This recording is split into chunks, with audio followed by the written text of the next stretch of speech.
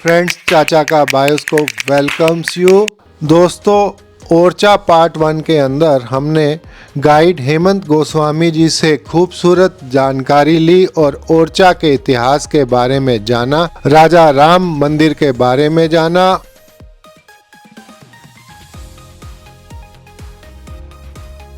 आज हम राजा महल से बढ़ेंगे जहांगीर पैलेस की तरफ और जहांगीर पैलेस के बारे में पूरी जानकारी लेंगे, वहां का इतिहास जानेंगे।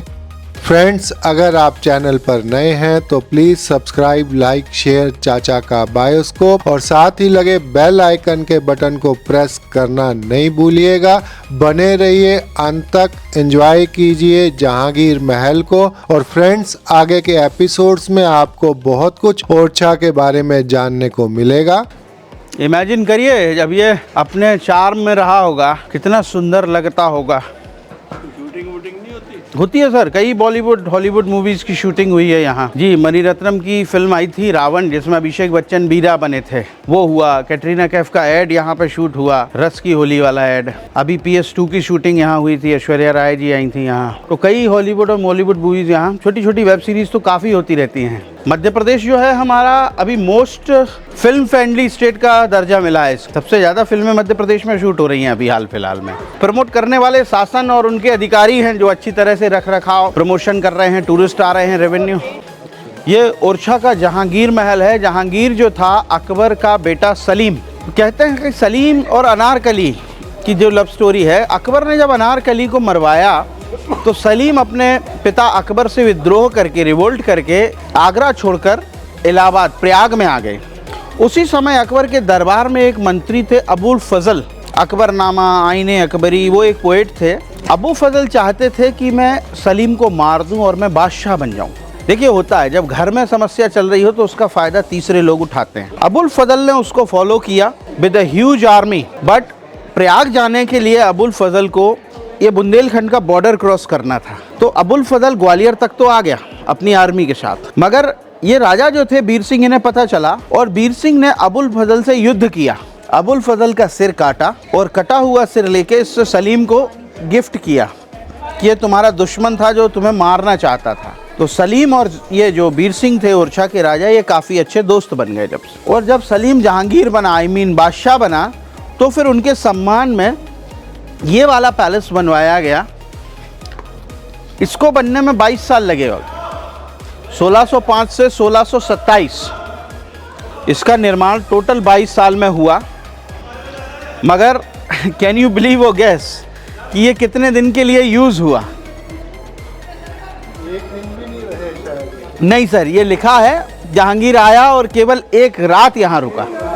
As an emperor he spent only one night in here because he was an emperor, a busy man। इसके बाद जहांगीर लाहौर गया और उसकी डेथ लाहौर में हुई, नेवर केम बैक। और इसके बाद ये जो राजा थे बीर सिंह, ये काफ़ी फेमस हो गए और इस पैलेस का यूज़ हुआ एज ए गेस्ट हाउस। मतलब उस ज़माने का ये हेरिटेज होटल हो गया।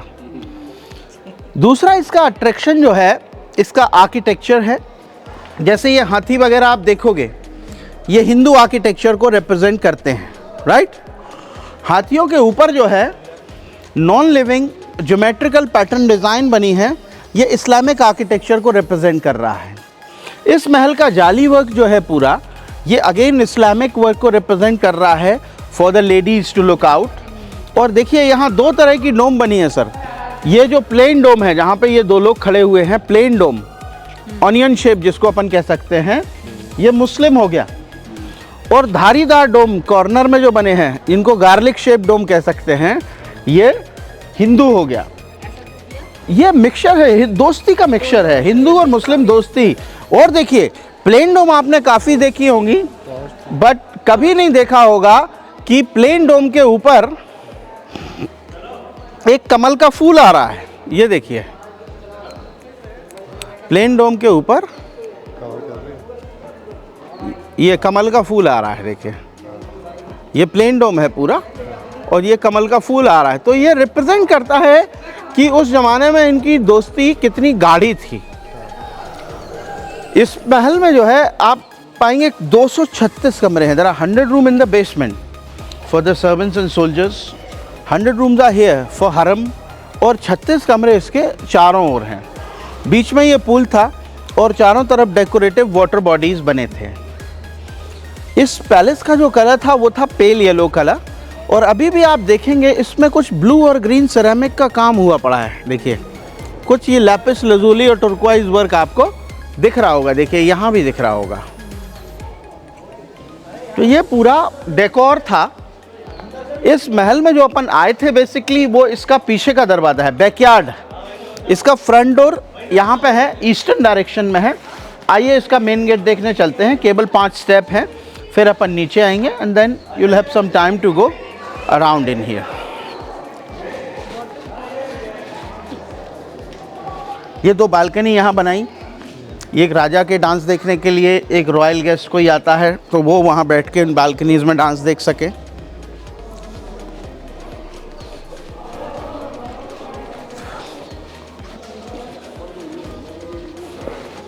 ये ड्रेनेज के लिए ये होल बने हैं, देखिए छेद है, एक यहाँ है एक वहाँ है।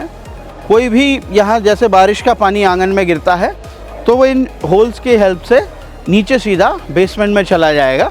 यहाँ पे आंगन में पानी स्टोर नहीं होगा। आगे बड़े बड़े वाटर टैंक बाहर बने हैं तो रेन वाटर हार्वेस्टिंग। ये देखिए ये गणेश जी बने हैं यहाँ छोटे से। यहाँ पे ये फ्लोरल पैटर्न है जो रंगोली डिज़ाइन यहाँ बनाई। तो ये बेसिकली एक स्वागत के लिए महल बनाया था। अब ये पता नहीं स्वागत एक रात के लिए होना है, मगर ओरछा के राजा ने इसमें कोई कसर नहीं छोड़ी। यह अभी रिस्टोर हुआ है। देखिए ये ओरिजिनल जो है ये लाइम काढ़ा वर्क कहलाता है, जो बिल्कुल ओरिजिनल कंटेन उस ज़माने में यूज़ हुआ करते थे, वही कंटेन अभी भी यूज़ करे गए। तो यहाँ टूरिज़्म डिपार्टमेंट अच्छा काम कर रहा है, Madhya Pradesh tourism, they are quite aggressive. ये जो ऊपर आप देखेंगे ये मार्बल इनलेड वर्क है, floral pattern. This is Islamic in the pattern, but you see the border is full of living figure, animal, people are dancing, this is all Hindu। ये देखिए हाथी वगैरह दिख रहे हैं। जब ये वर्कमैनशिप आप देखेंगे इधर तो ये आपको लगेगा कि ये लकड़ी है या वुड मेटल है। You see this here, but ये स्टोन है सर, ये स्टोन है? ये मैडम सैंडस्टोन है। हाँ, इट लुक्स लाइक वुड और मेटल। मैं दूर से तो आदमी यही समझेगा लकड़ी है। जी जी जी, ये सैंडस्टोन है। हाँ स्टोन है। जी, ये जो दरवाज़ा है ये भी 400 साल पुराना है, टीक वुड का बना है। और अभी भी जो है जो पुराना बोल्ट सिस्टम जिसको कहते हैं, बेड़ा लगाने वाला सिस्टम, अभी भी उसी स्टाइल में ये बंद किया जाता है। यू कैन सी दिस, ये इसको पुल करते हैं तो अभी भी पुरानी स्टाइल में इसको अभी भी बंद किया जाता है। ये बंद करते थे और इनमें एक मेटल का रॉड फंसा देते थे ताकि बाहर से कोई इसको ईजिली ब्रेक ना कर सके। Now you can come to see the main entrance here। काफ़ी भारी है।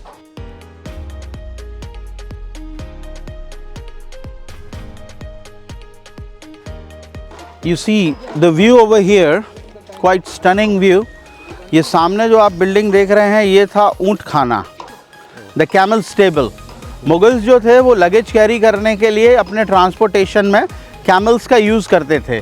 तो ये राजा जो ओरछा थे, he made this camel stable here. ये राउंड स्ट्रक्चर यहाँ पे आप देखेंगे, that was the water tank, पानी का टैंक था ये। हाँ, कैमल और हॉर्सेस के सप्लाई के लिए। नीचे आप देखेंगे मैडम एक और पैलेस है विद अ गार्डन, इसमें काम चल रहा है अभी इस पैलेस में। इस पैलेस का नाम है राय प्रवीण महल, राइट। राय प्रवीण जो थी वो ओरछा पैलेस की और ओरछा डायनेस्टी की रॉयल डांसर थी। She was a royal dancer and the lover of Prince. देखिए राय प्रवीण की चर्चा करने के पहले राय प्रवीण के गुरु की चर्चा करनी पड़ेगी। उनके गुरु थे महाकवि केशव दास। केशव दास एक बहुत बड़े पोएट हुए हैं हिंदी साहित्य में। केशव दास को हिंदी लिटरेचर में कठिन काव्य का प्रेत कहते हैं।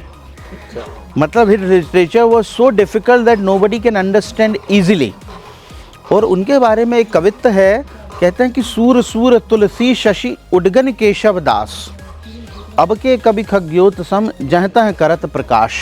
सूर सूर, Surdas is like Surya, Tulsi Shashi, Tulsi is moon, and Udgan Keshav Das, he was considered on 3rd place after Surdas and Tulsidas। उस जमाने में कवियों की परीक्षा के लिए केशव के कवित्व सुने जाते थे। अगर कितने भी बड़े कवि हैं, कहते हैं कि साहब जो नृप देन न चाहे विदाई, ता पूछे केशव कविताई। अगर कोई राजा आपको विदाई देना नहीं चाहता, कितने ही बड़े कवि रहो, ता पूछे केशव कविताई, तो केशव की कविता वो पूछेंगे। राय प्रवीण जो थी, इनकी स्टूडेंट थी महाकवि केशव की, और अकबर जो है इसको अपने दरबार में बुलाता है। काफ़ी सुंदर थी कि आप मेरे हरम में रहोगे। केशव की शिष्या कैसे हार मान जाती, वो कहने को तो वहाँ चली गई, मगर जब वो पहुँची राय प्रवीण आगरा, तो वो अपने उससे अकबर से कहती हैं, बादशाह से, कि मैं आपके साथ रहूँगी, परफॉर्म करूँगी, but please listen a poetry from my side. एक इंस्टेंट कपलेट वो लिखती हैं, और राय प्रवीण कहती है कि बिनती राय प्रवीण की सुनिए साहे सुजान, बिनती राय प्रवीण की सुनिए साहे सुजान, और जूठी पातर भकत हैं, जूठी पत्तल भकत हैं, बारी बायस स्वान। बारी the one who cleans the garbage, बायस मतलब कौआ और स्वान मतलब कुत्ता, ये 3 लोग जूठन खाते हैं। कहने का मतलब उसने एक साहित्यिक तमाचा अकबर के मुंह पे मारा कि मैं तो एक जूठन हूं, आप इन 3 में से कौन हो। तो अकबर ने उसको अप्रिशिएट किया, and then he send her back to Orchha, और उसके फिर सम्मान में ये वाला पैलेस बनवाया गया। ये देखिए, यहाँ पे राय प्रवीण के आगे एक दरवाज़ा है, यहाँ पेड़ के उस पार, और पूरा रैंप है प्रॉपर आने के लिए। लुक हाउ क्लेवर दे वर। यहाँ पे 3 सीढ़ियाँ इन लोगों ने बनाई। पहली जो सीढ़ी थी स्टेप, ये हाथी पे चढ़ने के लिए थी। Second one was for the camel and horses, and the last one was for the palki. तो an excellent arrangement for mounting also. Now I need your kind attention on this front door. ये इसका main entrance है। You can see there is an elephant, एक हाथी की trunk में garland है, माला है, and the other one is holding a bell, घंटी, 2 लेफ्ट वाला। ऊपर आप बालकनी में देखिए, 2 लड़कियां खड़े होकर स्वागत किया करती थी उस जमाने में।